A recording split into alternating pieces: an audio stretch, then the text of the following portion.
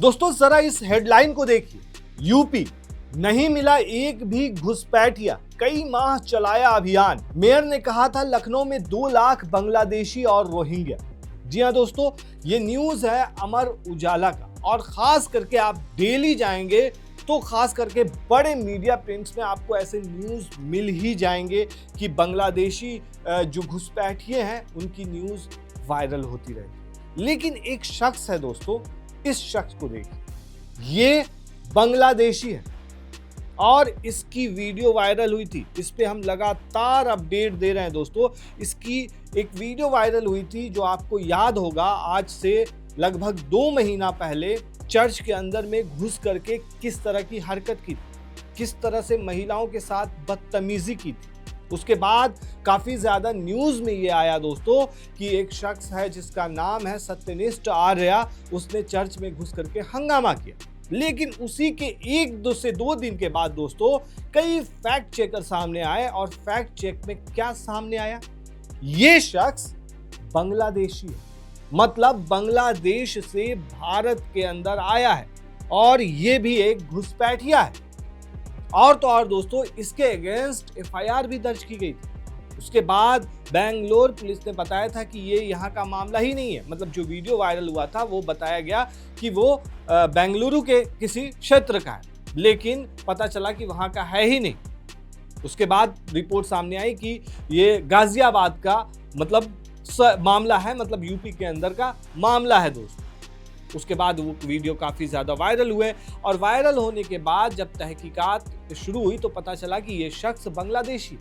लेकिन ताज्जुब की बात यह है, चौंकाने वाली बात यह है कि आप जाइए गूगल कीजिए, इसके नाम को सर्च कीजिए, आपको न के बराबर खबर मिलेगी। आप इसी से समझ सकते हैं कि बांग्लादेशी घुसपैठिए के ऊपर आपको डेली न्यूज मिलेगी। आप जाइए सिर्फ लिखिए बांग्लादेशी घुसपैठिए, आपको डेली 50 आर्टिकल मिल जाएंगे। और सबसे बड़ी बात कि इसके ऊपर कितने सारे नहीं बचेंगे, कोई भी बांग्लादेशी घुसपैठिया एक भी नहीं बचेगा, ये नहीं बचेगा, वो नहीं बचेगा, इस तरह की चीजें मिल जाएगी। लेकिन जब इस बांग्लादेशी घुसपैठिए की बात सामने आती है तो सब जगह सन्नाटा क्यों, मीडिया में खास करके सन्नाटा क्यों छा जाता है। और तो और दोस्तों इसकी एक वीडियो देखिए आप जरा, ये वीडियो देखिए।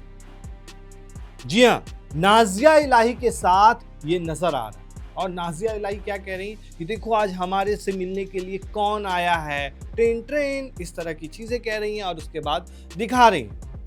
लेकिन अब ये शख्स उसके बाद से जब से चर्च वाला मामला सामने आया, फिर उसके कई दिनों के बाद इसका एक वीडियो सामने आया जिसमें ये खुद कह रहा है कि मुझे भागना पड़ रहा है, जंगल में रहना पड़ रहा है। देखिए जरा इस वीडियो को भी। जंगल में घूमना पड़ रहा है, क्यों?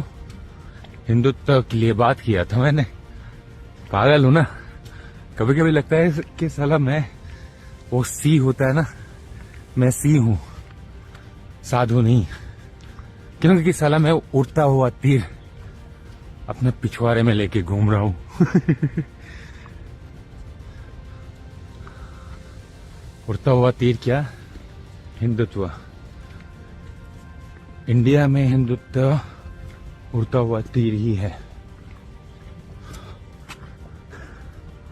मैं वही उड़ता हुआ तीर को कमान में डाल के फिर चलाना चाहता हूं अपने दुश्मनों की तरफ। तो दोस्तों ये चीज क्लियर हो चुकी है कि ये शख्स बांग्लादेशी, और ये 2013 से ही भागा हुआ है, जो कई वीडियोस में हमने आपको बताए हैं दोस्तों। और इसके वीडियो जो है सिर्फ नाजिया इलाही खान के साथ नहीं है, पिंकी चौधरी के साथ भी इसके कई पिक्चर वायरल हुए हैं। उसके बाद भी ये आखिर अभी तक गिरफ्तार क्यों नहीं किया गया, ये सवाल उठ रहे हैं, लोग ये सवाल उठा रहे हैं। और दोस्तों ये मामला काफ़ी ज़्यादा सुर्खियों में है, क्योंकि ये बांग्लादेशी घुसपैठिया है। इसलिए भी है क्योंकि 2013 से ये सुर्खियों में, बांग्लादेश के अंदर भी ये सुर्खियों में रहा है। ये ढाका का रहने वाला है, वहाँ कुछ मामलात हुए, पहले ये व्लॉगिंग करता था, उसके बाद कुछ मामलात हुए जिसके बाद इसने इस्लाम धर्म को छोड़ के एथिस्ट बना, एथिस्ट के बाद फिर दूसरे धर्म को अपनाने लगा, फिर उसके बाद इसको भारत आना था तो इसने हिंदू धर्म का चोला पहन लिया। मतलब कि जिस धर्म को पहले मानता था उसको छोड़ो, फिर उसको गाली दो, और फिर नया धर्म अपनाओ, और फिर उसको छोड़ो, फिर गाली दो। ऐसा नहीं है कि ये सिर्फ इस्लाम के खिलाफ जहर उगलता है दोस्तों, इसके कई वीडियोस हैं जिसमें ये मतलब हिंदू धर्म को भी गाली देता हुआ नजर आया। सिर्फ चर्च या फिर मुस्लिम को, क्रिश्चियन को नहीं गाली देता है, ये सारे धर्म को गाली देता हुआ नजर आया।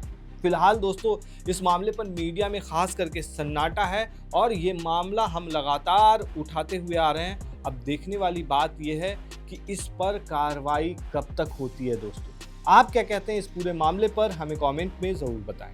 शुक्रिया।